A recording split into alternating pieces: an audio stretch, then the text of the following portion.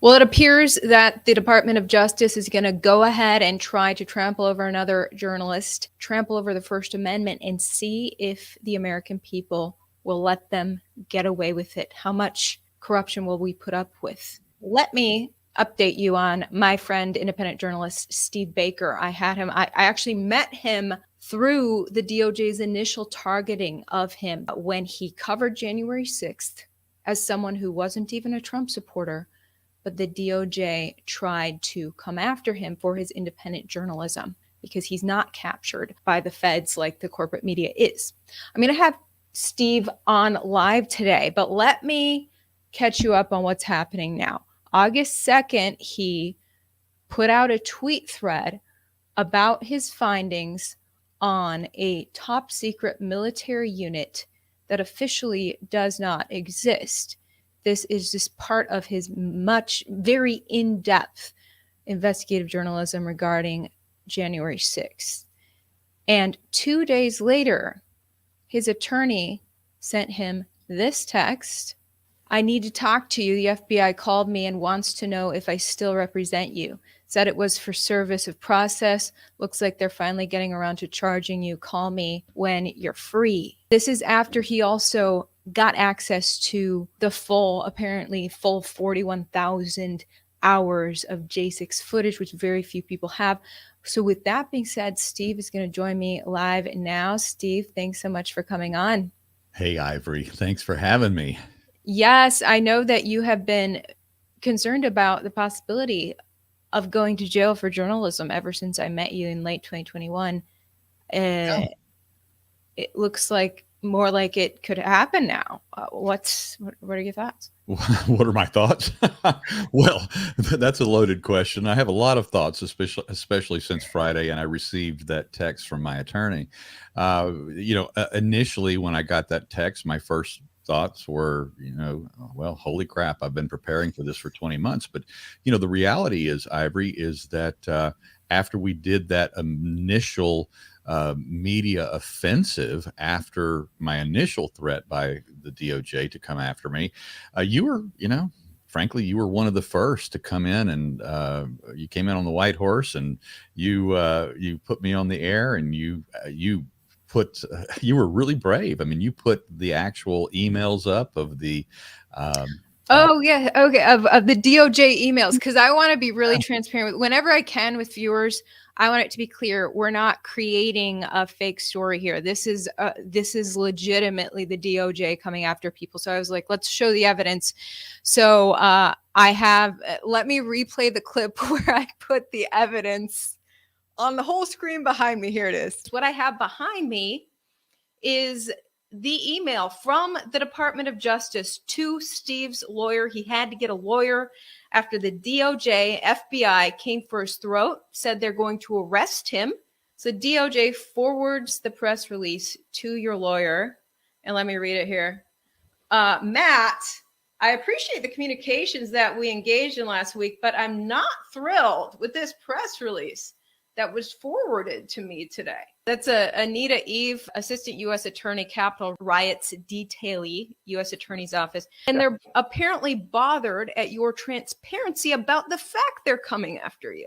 And my attorney responded to that note right there and said, are you implying that Mr. Baker needs to forego his First Amendment right at a time when he's feeling threatened by the federal government? And she was like, oh, no, we're not suggesting that he give up his First Amendment rights. We're just telling you that anything he says might be used against him should this get in front of a judge. There you go. Okay, so now they're finally apparently subpoenaing you. Catch me up on what exactly happened this past week. What does the subpoena say? First of all, I'm going to tell you this. You don't look a day older. You don't either. I feel like I lost 5 years in the last 5 days, but that's another story. Yeah. So since that exchange happened 20 months ago, because the initial email, and I think you may have even shared that, I can't remember, was this was from the Assistant U.S. Attorney by the name of Anita Eve. And she contacted my attorney, and she told him that her client, his client, would be charged within the week. Now, this email that my attorney received was on November 17th of 2021. And then there was a back and forth exchange after that that you just showed right there, because we did a press offensive at the time, and we fought back. As I said, you Ivory, you will always be my first, and and so the bottom line is that what ended up happening was there was an exchange between my attorney and Anita Eve, the assistant U.S. attorney, and then that the week of Thanksgiving of 2021, I hired or engaged another attorney who practices in D.C. And so he began the process of trying to contact Anita Eve. And so on the Monday after Thanksgiving, he sent her an email introducing himself, saying, "I'm handling Mr. Baker's case. Please respond, and so we can talk." She did not respond to the email. He placed a phone call to her. He left her a message. She never responded to that. And that was it. For 20 months, we have been in limbo.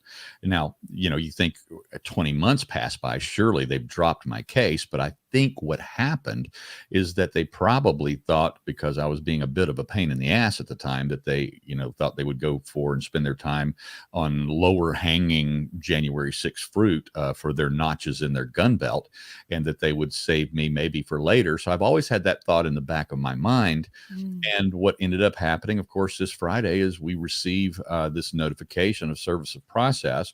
And so now my Raleigh attorney responded and said, "What is this?" And the local FBI agent who interviewed me back in 2021 said that it was a subpoena for all of my January 6th videos. Well, I took that, Ivory, as a bit of a relief. Okay, they're not subpoenaing me, and maybe I can breathe deeper and let this knot in my chest go away. So I got through the weekend without too much aging over that time.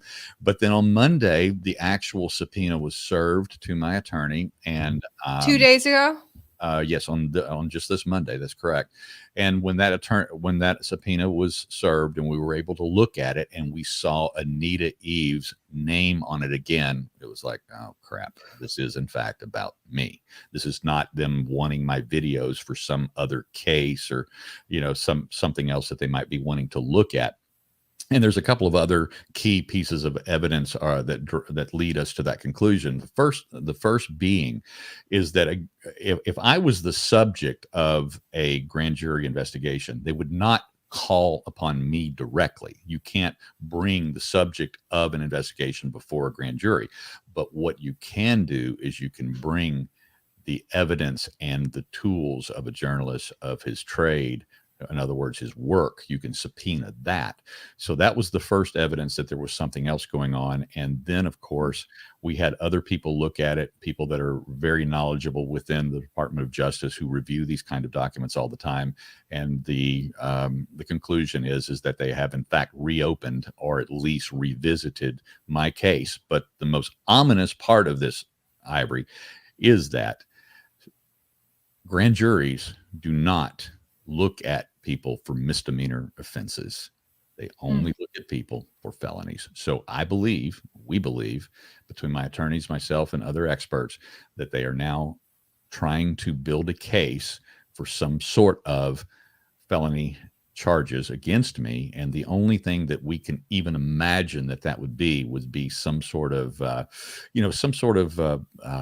process crime, a contempt of Congress, contempt of the DOJ, contempt of obstruction of justice, something like that. Because obviously there is ample video, not my video, but ample Capitol video. There's ample Metropolitan Police Department body camera footage. There is plenty of open source video from hundreds of other people's cell phones that day that I did no violence, that I did not do any parading. I was wearing no Trump paraphernalia. I was carrying no flag.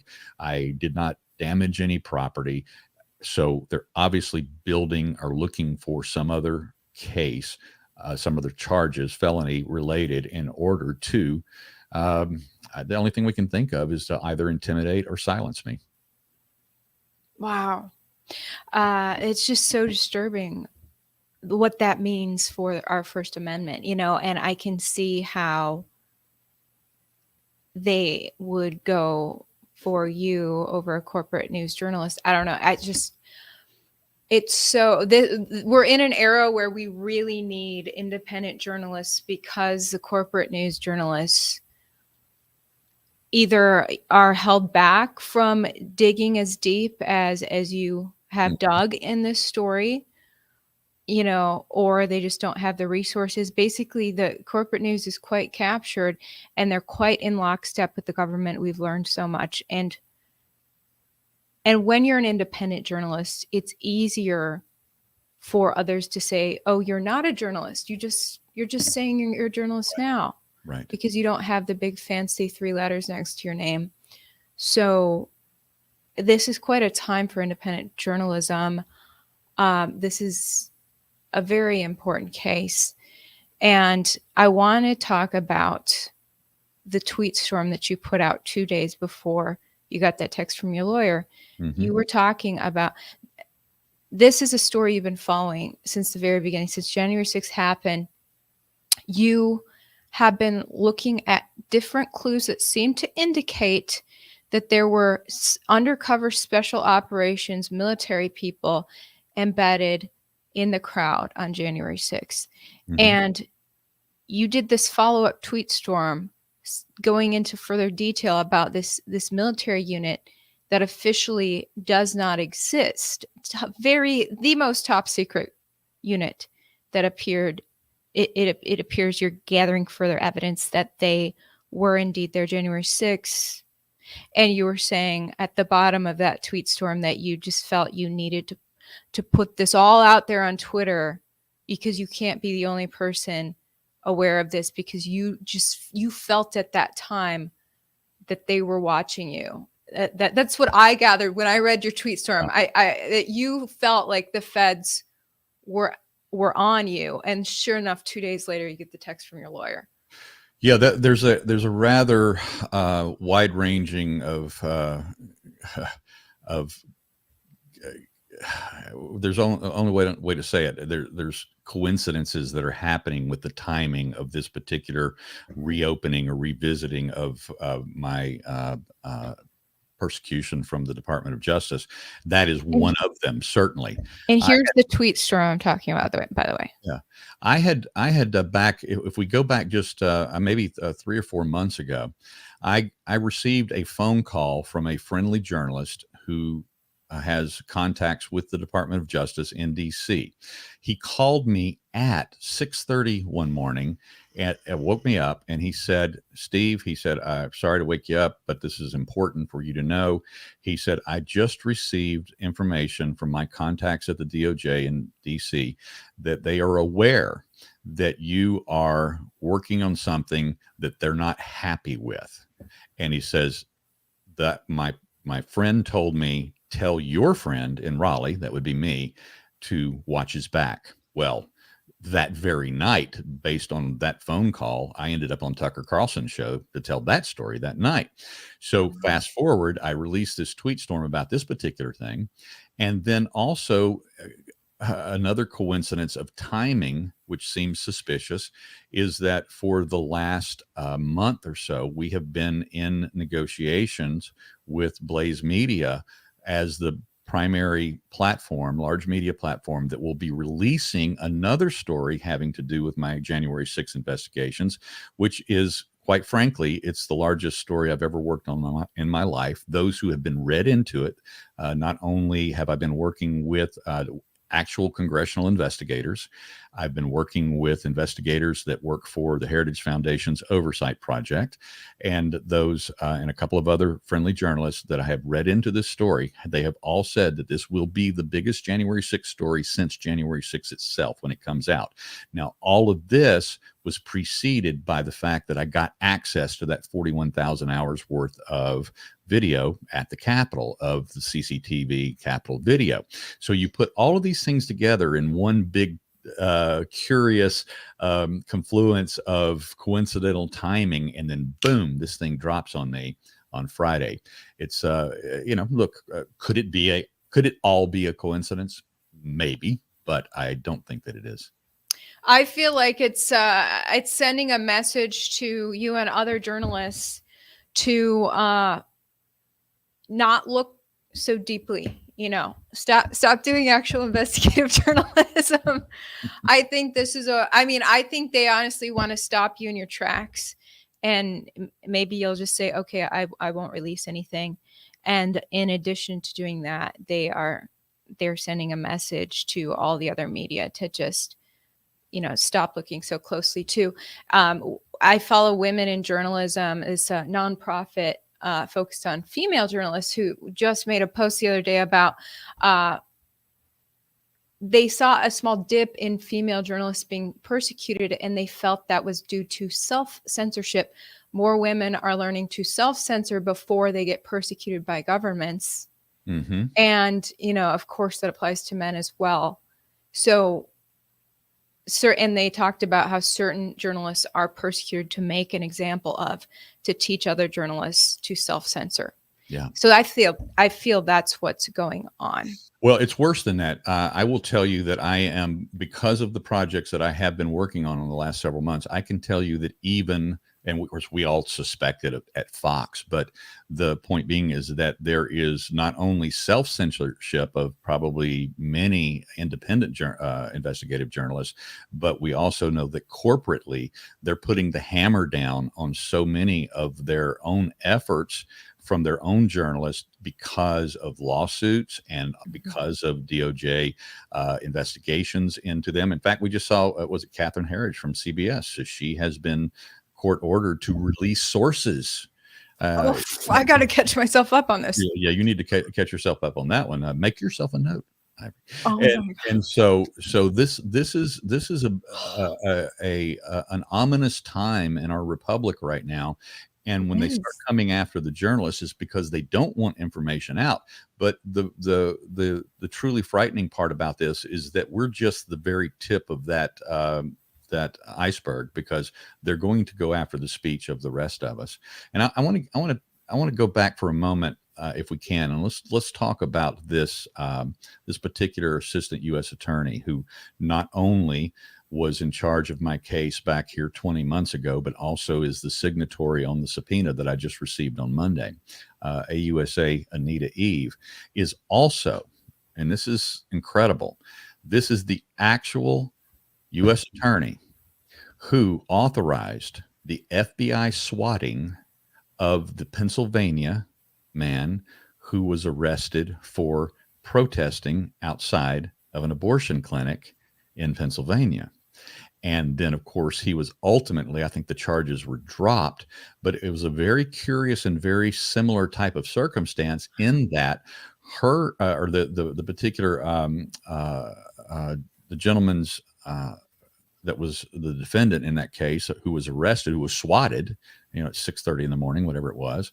He his attorney had been offering to the FBI, and in multiple emails and phone calls over several months, to Assistant U.S. Attorney Anita Eve, that he would present him, he would present himself voluntarily if they wanted him to come in and be charged. They never answered. She never responded to his attorney's emails. And ultimately, they showed up and they swatted him and arrested him. Fortunately, the charges were dropped because of the overreaching, heavy-handed actions by this U.S. attorney and by the FBI. And Ivory, this is the same exact AUSA handling my case. Wow. I want to show Anita Eve's face. She deserves facial recognition here, but why is she so hard to find? I don't know. This is just really upsetting that this is happening. It does take takes the air out of you. It takes your breath away. I will tell you that, I've had quite a few moments over the last 5 or 6 days in which I've had difficulty breathing, and by the way, we should tell everybody that I'm not going to commit suicide, and I have no intention of being Clintonized, Arkansided, Epsteined, or any of the above. And I will also tell the world, and I actually haven't, in all of the media interviews that I've done over the last 3 days, and I've done quite a few, I've done several today, as a matter of fact, is that I have successfully made sure that all of my evidence on the two biggest stories that I'm working on right now are in safe keeping, safe hands. They're well distributed. And if I am Arkansided, this story will still get out. Yeah, so yeah, it's against the law for the Department of Justice to do this to a journalist. That's the thing. Yes, but they can do whatever they want to, and that's the bottom line. And that's why I think that they are trying to. And look, you know how the old saying goes: you in a DC grand jury, they can indict a ham sandwich, and so and then of course we know the other saying: "Show me the man, show me the crime." And so there's absolutely no doubt that the Department of Justice, the FBI, can convince a DC grand jury to accept their presentation of quote unquote facts so as to level against me some sort of process crime. And that's what I certainly, that's what I'm most anxious about. That's what I most fear, but I'm not guilty of anything. I just believe that what they are going to try and do is that they're going to try and take my speech, my words, my articles, my stories, the convoluence of 2.5 years worth of information and speech and words that I've said, and try to use that against me in some way, just as they did and are doing in all of these trials. Ultimately, at the end of the day, when it comes to January 6th, the biggest assault, the biggest danger, and the biggest fear we have in all of the January 6th court cases is the assault on speech and expression, and the expression of our political views, and even those that don't comport with the current administration's narrative. And that, I think, is what they're going to try and use against me. Are any journalism organizations or big journalists or media outlets that pride themselves on shedding light so that people can find their way having your back during this time? Yes, as a matter of fact, I will also release this because I just did an interview for a print story with Blaze Media, in which they are going to announce that I am now going to be an official contributor to Blaze Media. Congrats. So have my back. Yes, thank you. And so that's where you're planning to release this bombshell. Yes. I understand.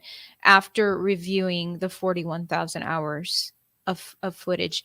Now, I assume you didn't watch every second of that 41,000. That would take an eternity, but you had been investigating this in depth for so many months. Right. You knew exactly what you were looking for, that if you had access to all the footage, you knew just what to look for. And that's found exactly it. Yeah, I have been working on this story for 10 months. And when I was finally granted access here about a month ago to that 41,000 hours of video, I knew exactly where to go and where to start the process.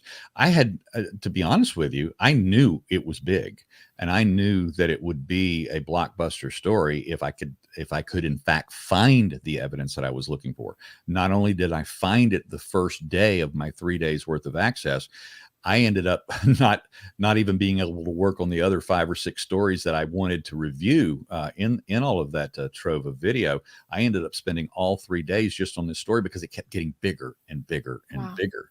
So, and you're not spelling it. I'm sure everyone's like, so what's the story? You're not spelling it out right, because I'm sure you want it to put it together properly. Correct. Or what? Yeah, we have to put it together properly. And let me address an issue with you that I have had so much ridiculous pushback on social media about this, especially since I have begun talking about this, is that people are going, if you weren't a grifter, if you weren't blah, blah, blah, you would just go ahead and release this story, and shame on you for holding this story back. Shame on you. And people do not understand. Look, Watergate took Woodward Bernstein months or years to put that story together, and a big story like this has so many moving pieces, so many parts, and it has to be exactly right. There can't be any loose ends. And so until we have buttoned up all of the loose ends, as soon as we've dotted all the I's and crossed all the T's, and made sure that we've run this all through the appropriate resources to be sure that we have this exactly right, we're not going to take it to the public, because we know that when we drop this, look, there's two things that are going to happen, Ivory, and you know it as well or better than anybody. First of all, the mainstream media is going to attack. They're going to counterattack. And then, because of this thing we know of called the politics of personal destruction, who are they going to try to destroy? Whose life? They're going to destroy the messenger. And that messenger in this case is going to be me. So we know that all of this, once it's put together, in fact, everybody that I've read into this story have all said the same thing to me. They said, are you ready for what's coming? And the answer is, yeah, I'm ready. My good friend Ivory is brave, and I'm going to try and be just as brave as she is. Oh, well, I am so thrilled at your bravery, and really appreciate the work that you've been doing. And if the feds prevent you from releasing this story before you're able to, what's your backup plan? Have you shared the story with someone else who can release it? Yes. As I said earlier, I have safely shared this with some very trusted sources. There are two other very friendly journalists who have this information. They are good friends, so they're not going to take this and try to scoop me on it. They're very supportive of this story. I also, as I said, I've been working directly with Congress. I have been working with Congress members, and as well as the House investigators who have been read into this story. They are assisting me on making sure that we have all of the details absolutely correct. And I have, as I said, I've worked with the Heritage Foundation's Oversight Project. They actually have a team of investigators who have been read into this as well. Wow. And they are behind me on this. And so if, as I said, if something happens to me, or if, Wednesday when I show up in DC to respond to this subpoena, if they slap the handcuffs on me that day and put me in solitary confinement in the gulag, this story will probably be out within days as a result of that. There you go, feds. You're going to get outed no matter what. But again, I think their goal is to at least send a message to do something to you to scare other journalists to not be so brave, which is a crying shame. And the cowardice in the industry is real. And moves like this, even just having someone get fired, work on the cowardly journalists in the industry. They see brave journalists get come after, and they say, I'm gonna fall back and be a little bit more quiet and less curious. And so I hope that some of the journalists out there watching will stop and say, I'm not going to make that decision. I'm going to stay brave, because the more people that are brave, the less, the more the feds can't come after everyone. Yeah. That's my thought. That's right. And not only that, but we need every single citizen resource that we have as well to be sharing these stories and putting them out there, and not just sharing them only on their personal Facebook or Twitter feeds, but to get it out everywhere that they can. We have to make sure that everyone knows about what you and I are doing, and other investigative journalists. This is the era of citizen journalism, guys. Yes, it is. I was just interviewing someone else today about the fact that you can really, if you get educated on something, you can do a 60-second video breakdown on Instagram Reels or TikTok about what is going on. And that video can go viral. That video can get millions of views. That's right. Of you as an independent, or any of you in the comment section as a citizen journalist, you can go get you guys can get millions of views if you put a 60-second breakdown on TikTok of what Steve is about to drop. And that's how we can send this story viral organically, in a way that, the most corrupt people who want to hide it are incapable of hiding it. So that's the era we're in. Steve, I'm so sorry this is happening to you. I really thank you for coming on and catching us up on what's going on. It now, if you're able to, if you're not interfered with too much by the feds, what's your deadline for getting this story out? Yeah, we have a couple of hurdles that we have to overcome right now. The first one is, and this is kind of inside baseball here, is that the access to the 41,000 hours worth of video has been put on pause, not by anything to do with me or this story, but the mainstream media coalition, which is the New York Times, CNN, Politico, blah, blah, blah, down the line. They have sued the government for equal access to all of this video. And they did that right after Tucker Carlson was granted exclusive access, if you remember back here a few months ago.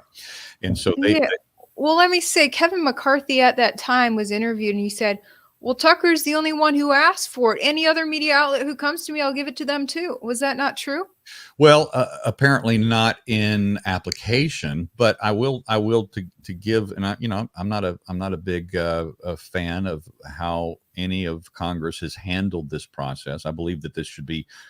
In fact, I even tweeted once that Elon ought to offer to put up all 41,000 hours on his Twitter servers, and even make the interface more usable, user friendly, and allow everyone to have access. I thought it was a great idea, but the point being is that it is a complicated process, and there's only 3 video monitors that you can access in this particular House office building, and when you go in, you have to learn how to use their software, and it's cool, it's robust, it's not too difficult to use.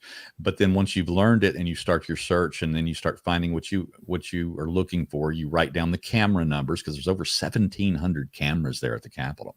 Wow. So you start writing down the camera numbers, and then the timelines of the videos that you need. So once you've finished that process, then you have to submit that to the House staffers there on McCarthy's staff, and you have to request those to be put onto a hard drive for you.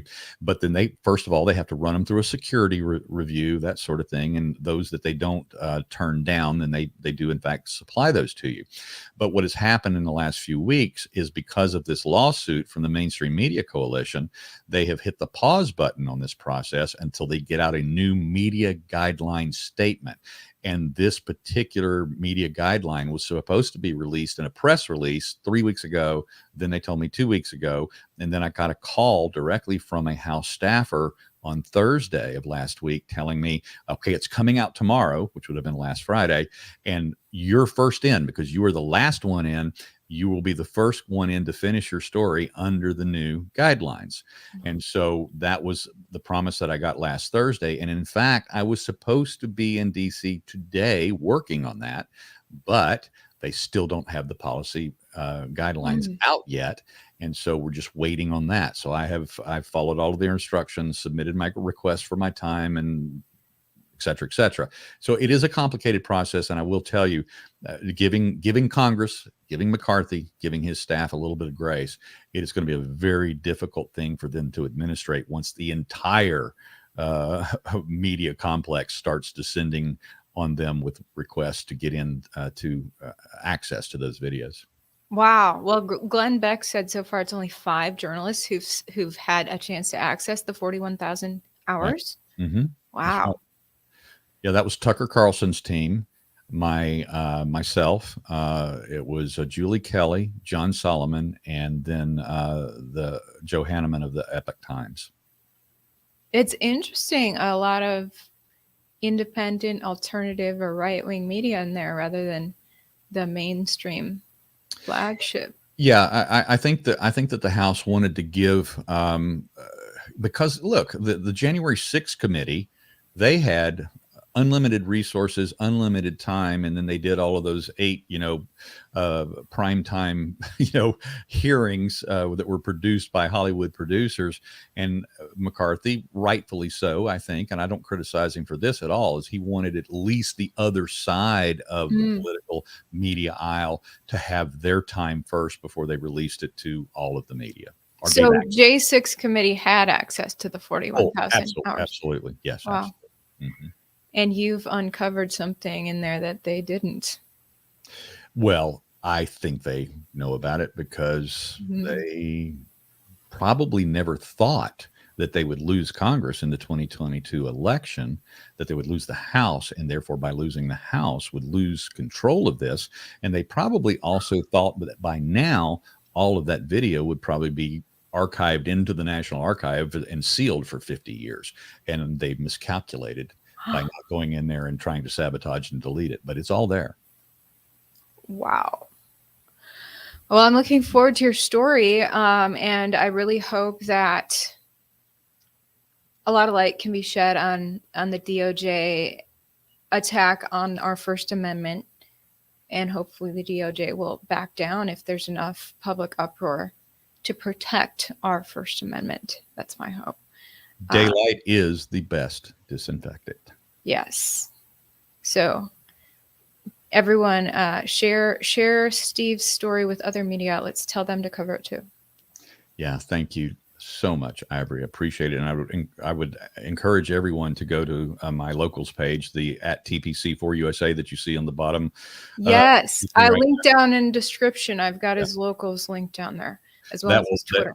At TPC4USA will take you to my Twitter page. It'll take you to my locals page. It will take you to my Facebook page. It'll take you to my True Social page, the same handle there. Although I may not be on Facebook very much longer, because as you know, if I am indicted, Facebook will take my entire Facebook presence down the next day. Is that the rule? That's what they do. Guilty until proven innocent. Of course. Wow. Well, hopefully that doesn't happen. Yeah. Oh, all right. Well, Steve, thanks so much for coming on. Stay safe and keep in touch. Thank you, Ivory. All right. Talk to you later.